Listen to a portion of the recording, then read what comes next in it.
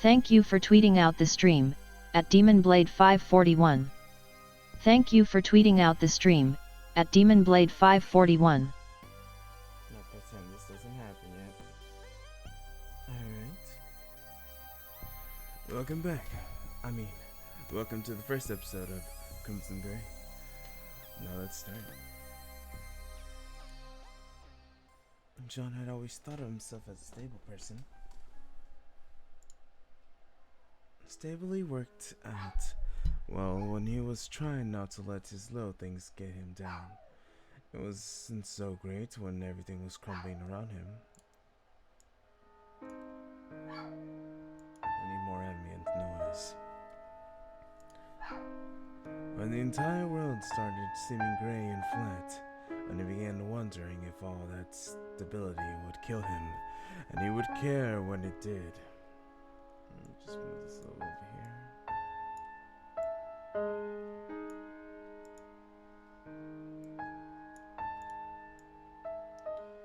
Okay, oof. Then there weren't any highs or lows. BLADE541 is now live. Streaming Overwatch, Crimson Gray, PT1. Let's get riiiiiiight into the news. Thank you for tweeting out the stream, at the 404. Thank you for tweeting out the stream, at the 404. Thank you, at the E404. Whatever happened to him, John didn't feel happy or sad. He just... Hey! What are you doing spacing out, man? You're a real head case these days, John. Hi. And you're floating away on us. Sorry, I'm just distracted. A moment later, you started drifting away again. His friend's voice joined. Hey, hello, Rems and Team 1. Even his friends' voices were nothing but buzzing in his ears. Meaningless sounds echoing in his hollow shell. Oops. They weren't really his friends. They weren't really with the whole happy-go-lucky person he had been at the beginning of the high school. These days, they joked about being no fun, about it was more than a joke. They'd get tired of him, finding someone else, and then he'd be all alone. He wasn't sure whether or not that would be worse. Whoa! Is that creepy chick staring at us?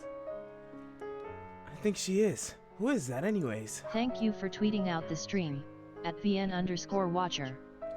Thank you for tweeting out the stream, at VN_Watcher. All the notifications, don't worry. Liz does. I think it's our year, right? John, doesn't she have math with you or something? It took John a second to register the question. They had been staring at some girl who had been staring back at them.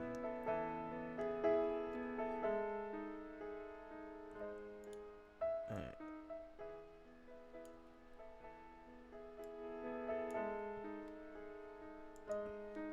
She looked the same as all the other girls at school. Shyer maybe. She could probably hear them talking about her. He wanted to say something, but kept quite silent. Damn, she really is staring. She's staring at us, John. Or John. I think it's him. You think she's a stalker? Yeah, those are some crazy eyes. You better watch out, John. It's real sad sack these days, but you can do better than her. Shut up. His words in the past, his lips before he could stop them. Why did he have to open his mouth now, of all times? He couldn't let them keep talking about her like that. People call him creepy or crazy all the time, and he hated it. But after those two words, he stood like an idiot. Even when something mattered to him, he couldn't pull himself together. What's wrong with you, man? Don't say things like that about people you don't know. She's just hanging out up there, like we are. No, she's giving us serious crazy eyes. Just leave her alone, okay? She hasn't done anything to you. Sheesh, okay, man. I think you're gonna fall in love with you. You think she's gonna fall in love with you as some handsome protector or something? That'd just like John. You want to talk to the crazy girl? Be our guest. We're heading back to class. Don't wait up for us, man. The way her eyes moved, John thought she was focused on him so intently she might not have even heard what others said. Did it even bother her? He wished he could be like that instead of the smallest things sending him crashing into a state of worthlessness. But maybe she was like him, just capable of hiding it. John cleared his throat and walked up to check on her. Hey, sorry about them. They can be assholes sometime. Well, I guess you don't have to say sorry if we bothered you. John sulked away and cursed his own idiocy. She had been fine without him. He just made everything worse. There had been something hard in her eyes, a strength he didn't have. He had probably been projecting all his weakness into her in the first place. She wasn't like him, wasn't broken. She could shrug off things his friends said and get on with her life. At least that meant she could shrug off this annoyance too. She'd probably just forget all about him.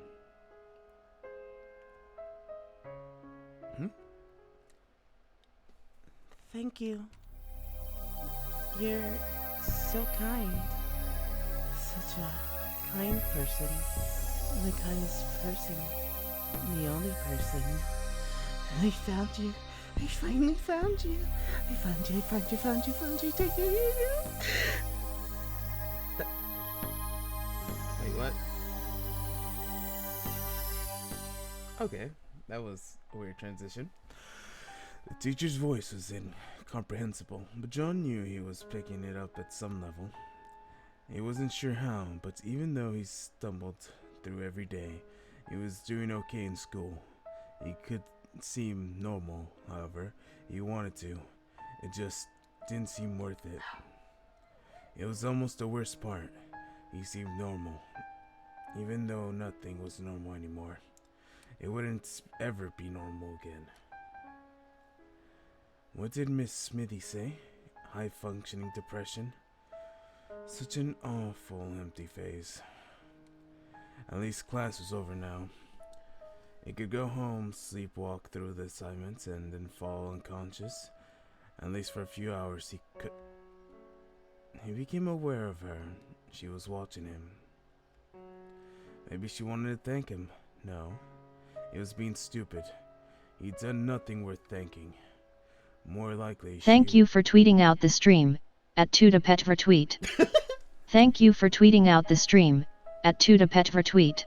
Too dope TV art retreat. Thank you. She wanted something from him, or most likely she wanted something from him, or most likely of all, maybe she didn't care about him and he was imagining the whole thing. She was still staring though. Ignore her, lose her in the hallway, glare at her, smile at her, go talk to her. There's no one here. Let's Wait.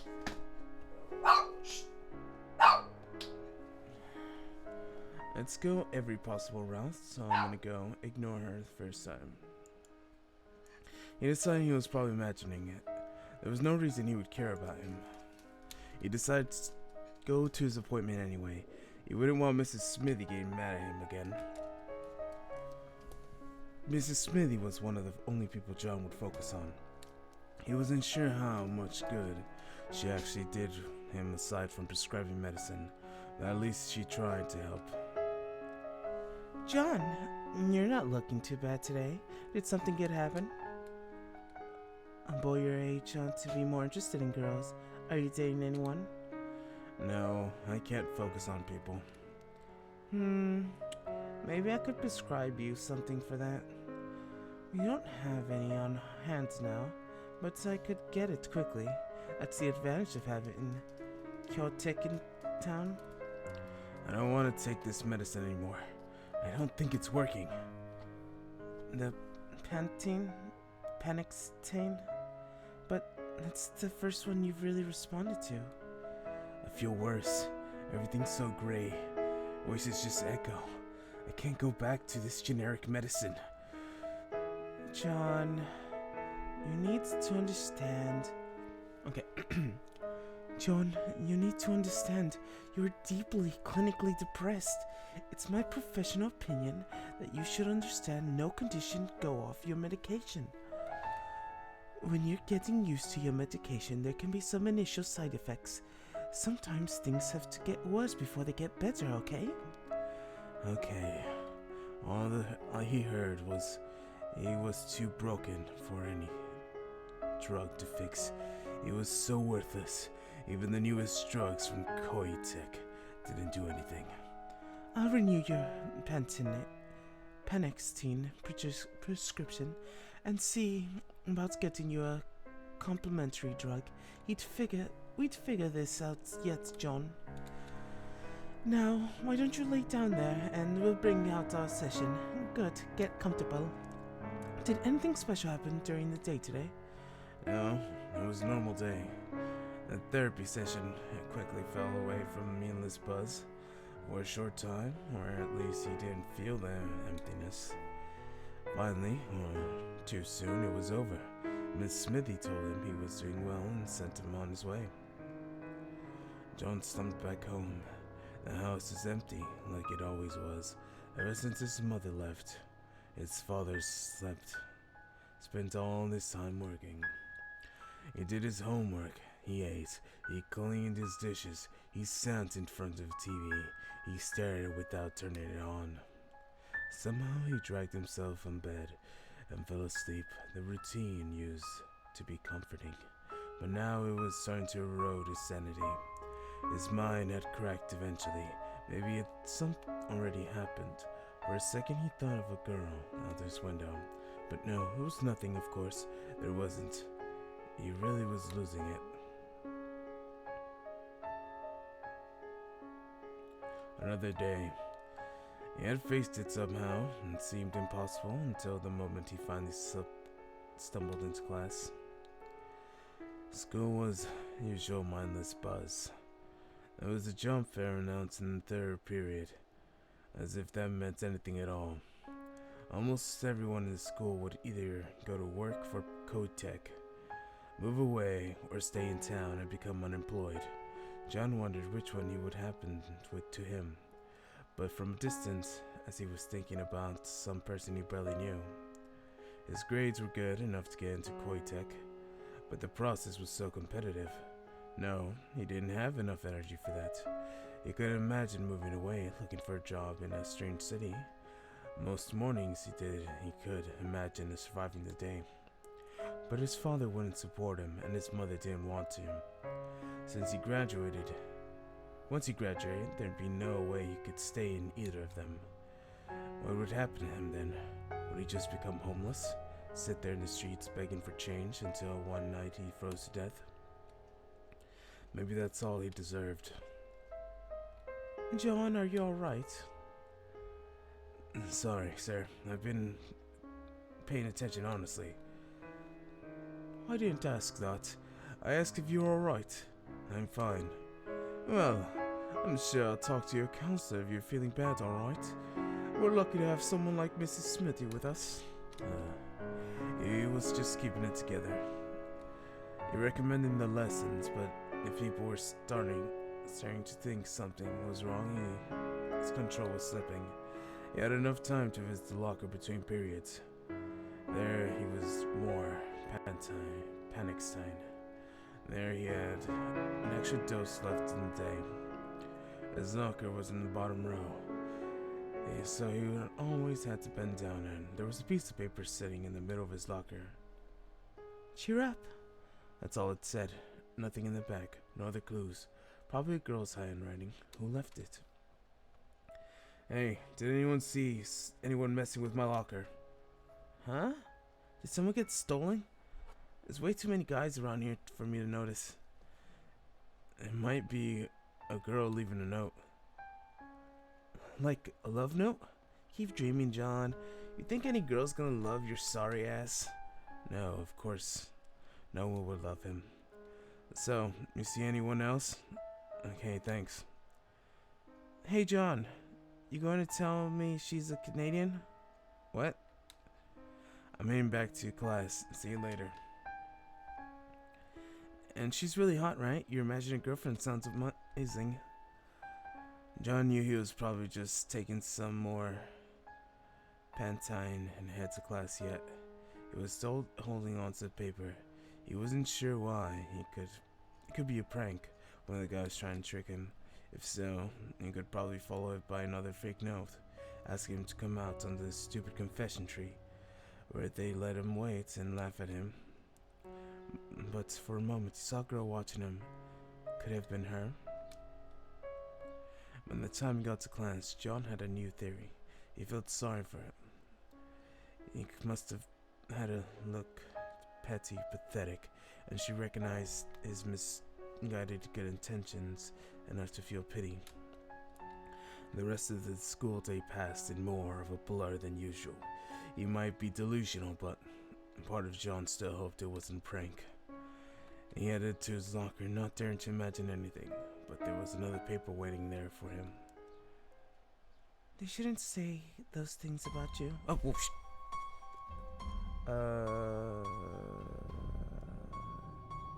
Back. Oh shit.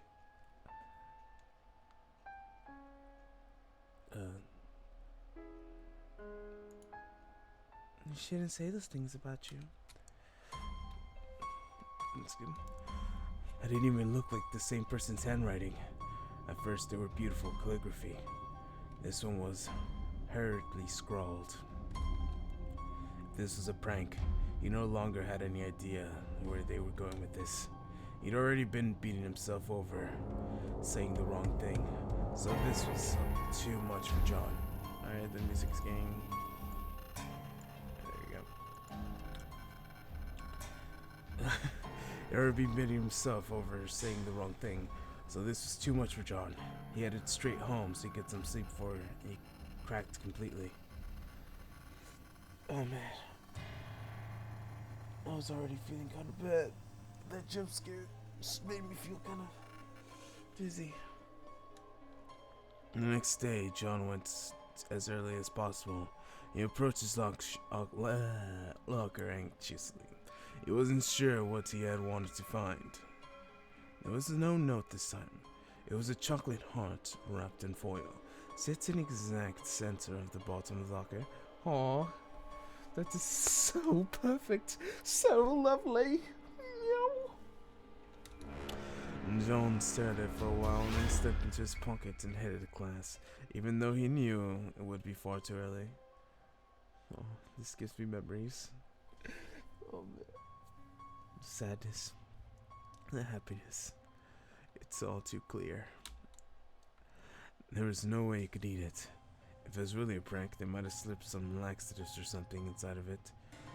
Was it some kind of thing his friends thought was funny? But if it was that girl, it wouldn't matter now. What mattered was someone clearly knew his locker combination and wouldn't get in whatever they wanted. That would be a real problem. He knew he had to come up with a solution before tomorrow, but what?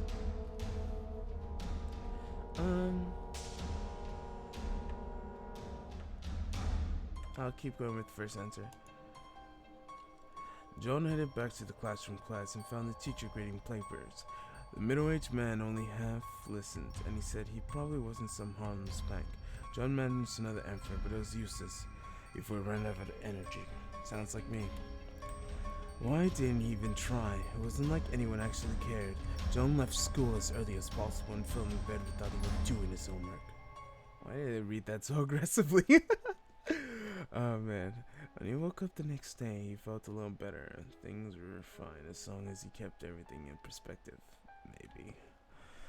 Making a little effort to set the mystery of the locker aside, John went to his friends on the rooftop at lunch. and spread out on one side and joined the set of the trees below. Midway through the meaningless conversation, John noticed that Lizzie was watching him from afar, aside of the roof. Her gaze was even more intense than before, so he confidently tried to ignore her and focus on the conversation. Look at the convention tree in full bloom, huh? You really believe those stories? True love and all that. It works, man. You got a buddy with your graduating. He swears it's pussy confessing under it.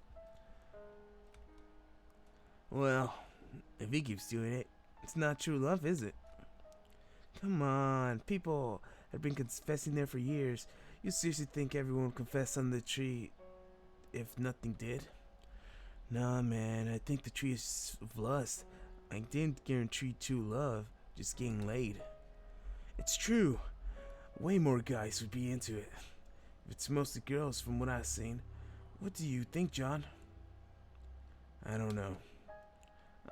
Don't get that way. You dream of girl confessing to you under the tree, don't you? Yeah, like the crazy chocolate chick that make your heart go all flutter if she confessed, wouldn't it? A tree of magic, man, I'm telling you.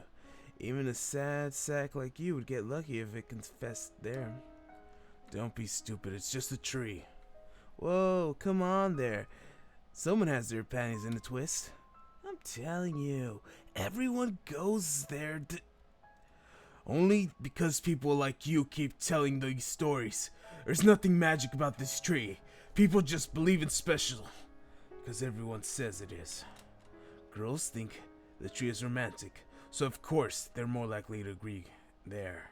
And guys would have to turn someone down in front of an audience. That's all it is. Shit, man, what's wrong with you today? With an attitude like that, you're never gonna get a girl. You insulted the tree. It'll cock block you now. The next day, John couldn't get his therapy appointment fast enough. Miss Smithy smiled at him when he came in, but immediately saw he was unhappy. Are you okay, John? Perhaps you could get a stronger formulation? No. Well, our session should make you feel better. Lie down and be comfortable. Miss Smithy, does Pantine have any visual side effects? I should hope not. Koitek has the highest standards for every drug it pulls out, and Pantene is nearing its final clinical trials. Are you having visual problems? John leaned back, stared out the window. Was he seeing differently, or was it all in his head? He stared at the lawn before he opened his mouth and started talking. Everything feels so gray. So, are you having vision problems? Not literally gray. It's just the sky today. I remember when I was young, I always thought the clouds were beautiful. Now it's like, just nothing there. Nothing matters. I look up. I don't care. Sounds like you have a mental issue then. Why don't you get more relaxed and talk about it? Taking a deep breath, John did his best.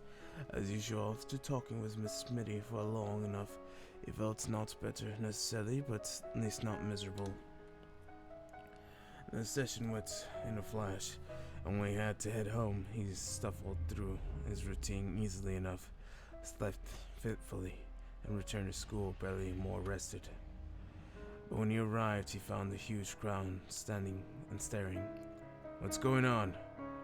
You know that tree the students like to confess under?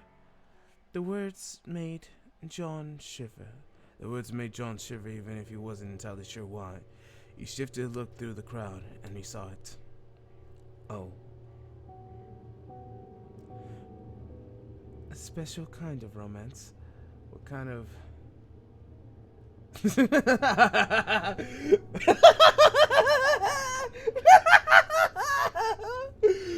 Oh, that's a hell of an achievement for a picture such as this.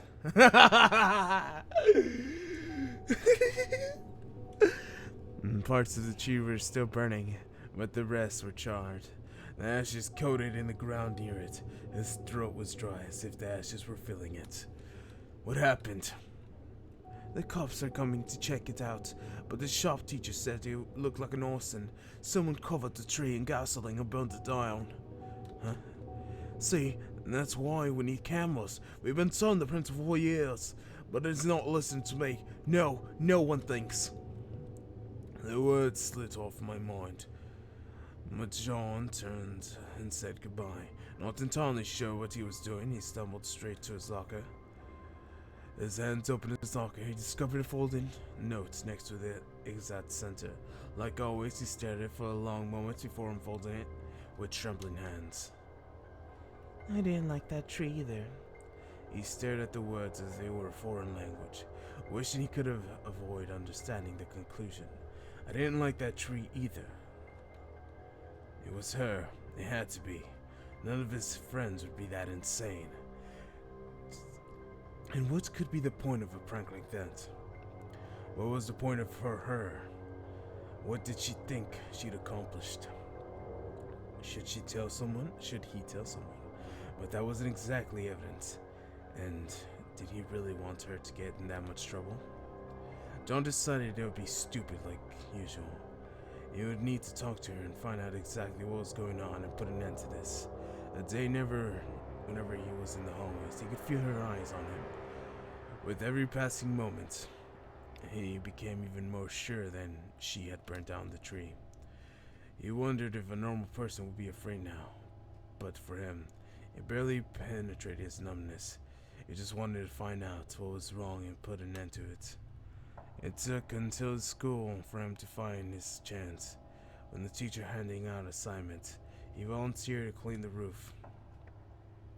Jones stepped into the roof and headed to the far side. A few seconds, he heard the door open again. He ignored it and stepped to climb up in the tank. The upper area meant to be blocked off, but the janitors had stopped putting up the ladder years ago. He turned to his shock. He had already come up the ladder behind him. Reaching the top, she held her hand close to her chest, snuffed her feet demurely, but there was a spark in her eyes. Hello, Lizzie. Are you never gonna greet me? Hello. I said it. Why are you following me? Because well, Could this girl really have burned down the tree? It didn't seem like she had it in her. Were you the one leaving the note in my locker? yes, How did you know my combination? I watched you. Why did you tell someone? Don't you like me? Don realized he was way over his head, yet his mouth was still moving, asking for the inevitable question. Why did you burn it down, Lizzie? Because it was a stupid tree. You're so smart. You said it just right. It was an awful and stupid, and I hated it, and hated it. Hate. It's all because of you, John. I could never do what needed to be done before. Now I can. She was unstable. She wasn't even close. What had gotten himself into. I finally found you. You're the only one for me.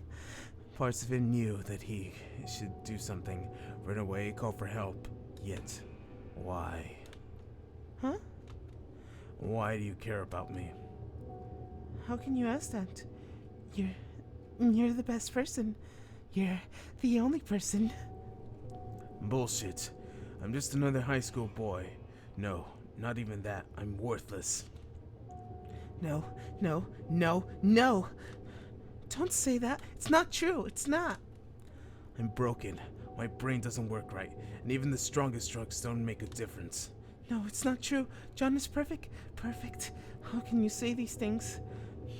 The way her words flowed together, addressing him directly one moment, and the third person the next, bothered him most as much as her eyes, the look in her eyes, whenever the issue was, it went deep.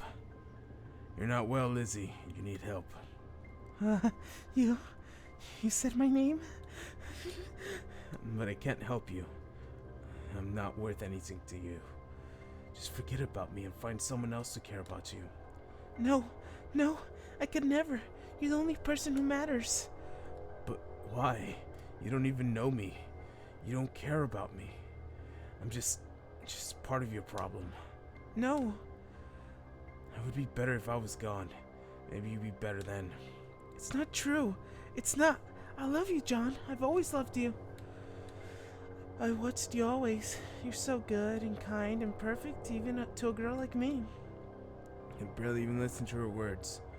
John found himself wandering closer and closer to the side of the building. She followed him automatically. You're so sad, and you're still kind. I wouldn't know how. You should be broken like me, but you... I can't help you. If you want help yourself, you need to forget about me and get real help. No, don't say that. You're confused, right? Yeah, confused. Poor John is so depressed, he's not thinking straight. He doesn't understand how much I love him. Oh. He needs my help.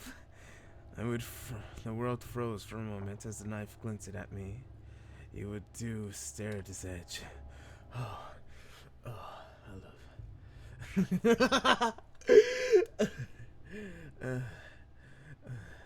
I'm into this. I am so. My head. It's going so far. Oh man.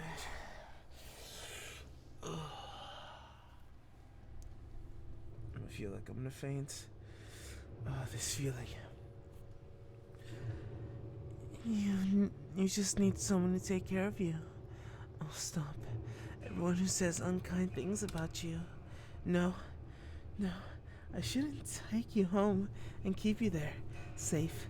Yes, you need some help. Where the hell has she gotten that knife? Would she actually use it on him? A second later, John realized that was a foolish stunt. That girl had burned down the tree because she was stupid. He had no idea there were any limits to what you might do. And would that really matter? He'd spend nights lying in bed wishing he had never been born. Wishing he would had a way to end it all. Oh, John. You're so much like me. It hurts. It seems so far away. I feel like I'm gonna faint. You can't threaten me. John, get away from the edge. You're not safe. He took several steps to the very edge before he could stop him and turn around to face her. The back end of his shoes hung off the edge of the building, nothing between him and a fatal fall. My life matters so much to you. Stop toying around with me. No, you don't understand. What do you even want? Just stab me. Until I'm yours forever, is that it? Never, John. It's so good and kind, I would never need to stab him. Please come away. I'll take good care of you. You can't. Huh? Maybe you have good intentions, but you need help. And unless you get it, you only hurt me. I will. Whatever you want, I promise. I won't hurt yourself. It was a lie, of course. She was just saying that whatever she took to step away from the edge. It was exactly how he'd imagined it to go. He'd stand in the edge and everyone would say all kinds of lies and how much he mattered to him. Because they'd care of him for the first time. Not about him, but the idea of him. But the look in her eyes, they couldn't be fake. It might be a twisted love, but she loved him utterly. I need some help too. Maybe he could be the one to help her. Assuming she didn't stab him. But the way he was living for her anyways. Lizzie, would you make a promise with me? A promise? I'll step away. I'll talk to you. I'll let you leave notes in my knocker or whatever if you want. But you have to listen to me and get some help. Can you do that? You promise? You promise? You won't leave me if I say yes? I won't leave you, Lizzie. Forever? The answer stuck in my throat, and he hesitated, worried if he wasn't making a mistake and saying too much. But in the end, he swallowed and nodded. Forever. Now, set down the knife, and I'll... Whoops. He started to step away. John lost his balance, fell backwards. Suddenly he was free-falling, nothing between him and the cold pavement. At that moment, Lindsay lunged towards him, standing fast, and grabbed his wrist. Impossible. She had held him. His body was so thin. And yet somehow, she had stopped his fall and held him with one hand. Her eyes, for a minute, of unstable fear, twisted desire. In the moment he knew, and absolute certain, that he had fallen, she would have thrown herself off with him. You can't die, John. You're the only one. The only one. With the same incredible strength, I pushed. She pulled back on the rooftop. Fortunately, she had left. Yeah, it says I'm streaming. Yep, perfect. Dun, dun, dun.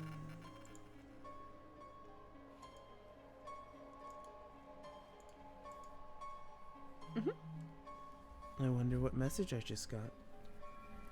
Quite interesting. Quite interesting indeed.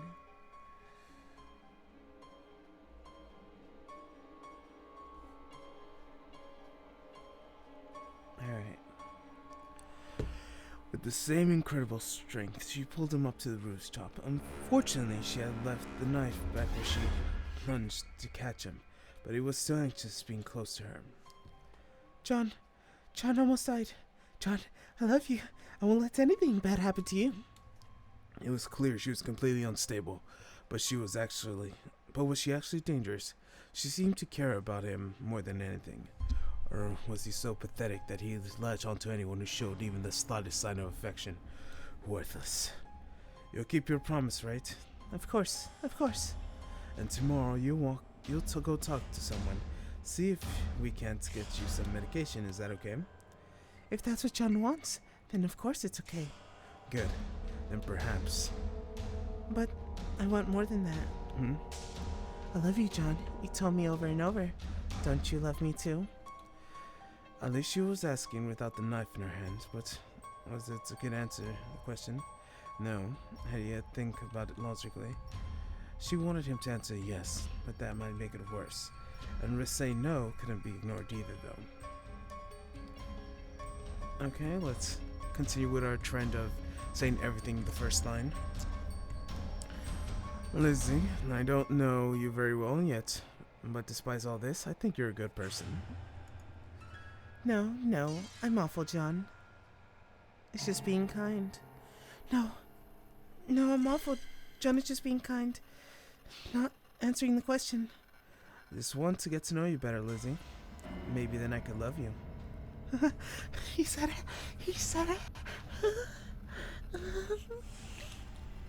John desperately hoped it wasn't a mistake. He was hoping this all wasn't a mistake. It could never be a mistake. This is all as it should be. The feels.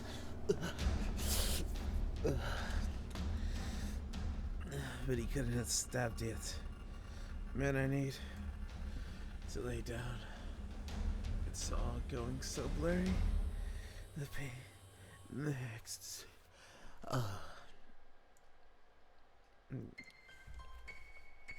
He hadn't been stabbed yet. And after he had gone so far, so good enough for him. Then let's see you later, okay? I'll be watching you. But yes, later. You're not gonna do anything crazy. No, John loves me. That's all that matters. We both need to get to class, but we'll talk tomorrow, okay? Okay. The rest of the day was even more blurred than usual. Everyone's voice is not even echoing in his head. John could hardly believe what he had done. It all seemed like a dream now. Like Lizzie had pulled a knife on him. Had he really threatened to jump off the school building? It had made him wonder if he wasn't the insane one, but no. It had really happened. For what's better or worse, he was stuck in that situation. Only when he headed for bed did John realize he had strangely alive, even when after his therapy sessions. Maybe it was brushes with death. Maybe it was having someone to think other than his pathetic existence. But he felt almost good. Oh, I know that feeling all too well, John. I'm insane. Maybe it meant he was crazy too, but now he was glad to sleep soundly. My head. My head. In the morning, it seemed even more unbelievable. John sleepwalked through his routine, half certain he would find out it had all been a dream. And then he arrived at school. He found Lizzie waiting for him at the school entrance. She looked like she had waited for him the entire night. Then he saw him, her face lifted up. John, you're finally here. I've waited so long. Good morning. Yeah, it's a wonderful morning. I spent so long nervous to talk to you, afraid that you would hate me. But we had such a nice talk. Now I barely feel nervous at all. But my heart still goes crazy every time I get near John. Wasn't it horrible that we had such different classes? Lovers shouldn't be separated like this. Will you eat lunch with me today? Please, won't you? She sounded so adorable. Normally I'd be happy to have a girl like her asking me to lunch together, but sure, on the roof again? No, there might be unkind people there, and you might feel sad again. No, I have the perfect place. Where is it? It's a secret. I'll show you at lunchtime. He really wasn't sure how to feel about that. Is it like the basement? It's like a closet, locked inside, where no one can find us. For once, John had something to look forward to, or dread, and wasn't sure. The minutes seemed to crawl for a while until it finally lunchtime. He went to look for Lizzie. He wondered what she was waiting behind him, completely silent, watching him. Hi, Lizzie. Let's go, let's go. We don't need to go to the cafeteria this way. She particularly dragged him away from the school and out to the path of the nearby forest. Soon they were far enough where they couldn't hear the sounds of the school. Here is perfect. Just perfect. Oh, I love it. I love it so much. The look in her eyes. The words of perfection. Lizzie faced away from him, having the soft laugh, and suddenly she swirled around, thrusting something towards him. A lunchbox. I worked really hard on this. You can have it. You can eat it. You have it too. Okay, thanks, Lizzie. She gave a squeal and promptly sat down in the small rock. She seemed to have a second lunchbox of her own, but she kept it on her lap until he opened his. John was braced for a horror show, but to be surprised, it was normal food. It looked pretty good. He took a bite. It tasted good too. John realized Lindsay was staring at him intently, as if her life was on the line, so he smiled at her. It's really good. Yay! I worked so hard on it. Yay! So, do you want to just eat together, or? This is a date, isn't it? We should know each other more. I want to know everything about you. Well, I'm nothing special. That's not true. Let me see what to say. Despite myself, John found it easy to talk to her. He was sure it was something like an idiot rambling about stupid, mundane topics, yet she listened to every word with rampant attention. Those were the days. Oh, I miss the days. The days of old. The days they've long forgotten. Too bad. You're forever gone. Forever. Just a memory of past. The delicious of future. The words that seem to flow. A life that once was so. A beauty like none other. A beauty which was you. Despite him enough with my rambling. It was bizarre for him to have someone actually care about his life. His father never had time His friends were busy with their own things. Miss Smithy had to listen professionally, but Lizzie really cared. He knew she wasn't well, but her obsession was probably a sickness. Yet a pathetic part of him didn't care. He was just happy to have someone paying attention to him. Only after talking for so long did he realize he was talking about himself like a self-centered jerk. She didn't mind, he was still felt guilty. I wish she would talk about herself. Sorry, I wasn't talking a lot. I can do that sometimes. Oh, don't apologize. I like listening to you talk. It's been pretty boring though. I mean, you already know a lot about me. I want to know everything about you. I've been watching you for a long time. I know all the facts, but I still don't know everything. I can't see inside your head. That's where the important parts of John are, but I can't see them. I wish I was to crack your head open, see all the things inside. John swallowed uncomfortably. You can always ask what I'm thinking, okay? Okay, you're so nice, John. So, Lindsay, tell me about yourself. Oh, there's nothing much to tell. I'm not important. I just want to listen to you more. Yes, but I want to know more about you. Don't you want to tell me? John is so kind. I don't deserve him. So, what about your parents? I live alone now. Neither of my parents want me anyway. I'm sure that's not true. They probably just... You don't have to make me feel better. I don't mind. You don't mind that your parents... My father never loved me anyways, and my mother's dead now. Did you kill your mother? That's my first thought. Our parents separated too. It's never been made formal, but yeah, they're separated.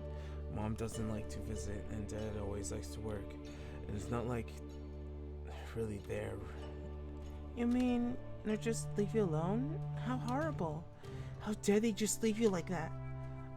Oh, clubs. There are many after-school clubs. When he wasn't pulling conversation away from the troubled topics, John actually found himself enjoying himself talking, or maybe he was happy to be talking to someone that actually managed to pay attention to his conversation. He finished every little bite of lunch without thinking about it.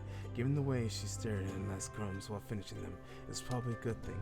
Too late, it occurred to him that he was trampled over the lunch, yet he stared at him so pleased that he enjoyed it. John couldn't help, but she could do bad. As soon as he had the thoughts, he remembered the tree was shivering involuntarily. After school, John barely gone out the door and saw Lizzie following him. It seemed she had stalked him at first, but when he made eye contact, she gave him a sweet smile and skipped forward. John, let's walk home together. Do you live in the same direction? No, but don't worry, I can walk back to my house later. Which meant she did know where he lived. He really needed to be more cautious. Maybe he could do something else. You remember our promise? Yes. Getting medication therapy has really helped me a lot. I hope it can help you too. I think the easiest thing we could do is talk to Smithy. She could... No, I hate her. She's awful, and she wants to take you away from me. Wait a second now. That's not true. She just wants to help. John is too nice. He can't see the kind of person I have to protect him. Whoa, Lizzie. Wait, calm down. If you don't want to talk to Miss Smithy, we could do something else, alright? Okay, so probably best not to choose a woman. And it's better be a male Kotek pharmacist in town. Maybe one of them could prescribe something. But he wasn't sure how that worked. He could have been counting on Smith to guide the process, but he'd had to figure out something himself. Lizzie, I need you to do a little research first. Is that okay? Okay, I'll follow you. Maybe it would be easier if I did it myself. No, I don't like that idea. I'll see you tomorrow, okay? You can bring another lunch. Okay, see you tomorrow, John. He hoped that medication would help her stabilize. After all, she'd be cute if... Why exactly was he doing this? He had told himself that he could help her and make sure no one got hurt. But now he was hoping she could become normal and stay with him. Huh? Pathetic. get a girlfriend normally. So he had to take advantage of some poor girl's obsession. I'm sorry.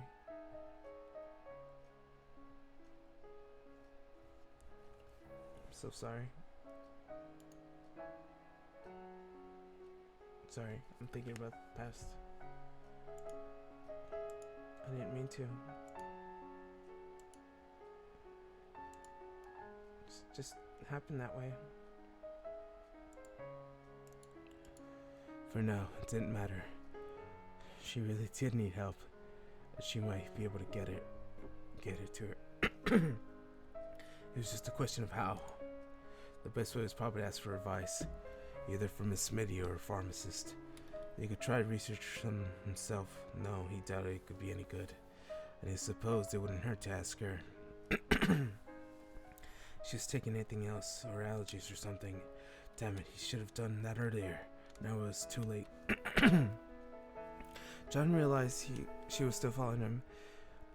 He shouldn't have been surprised. Okay, so he asked her was still an option, but he only had so much time before he had time to home and school, so he needed to choose carefully. Still going with first option, and I will stop here for now. I will return at a later date at a little bit, because I have not eaten breakfast. I feel like I'm dehydrated, and I woke up just a little while ago, and I feel like I'm gonna faint. This is terrible feeling. Oh, it's such a wonderful feeling. I'm quite insane. I need some rest. I need some food. I need some energy. I'll see you next time, and hopefully I feel better next time I do this. Maybe in a couple minutes. Maybe you'll see me a bit. See you later. You never know when I'll be back. In an hour, in a year, a month. It's all random with me. Bye bye.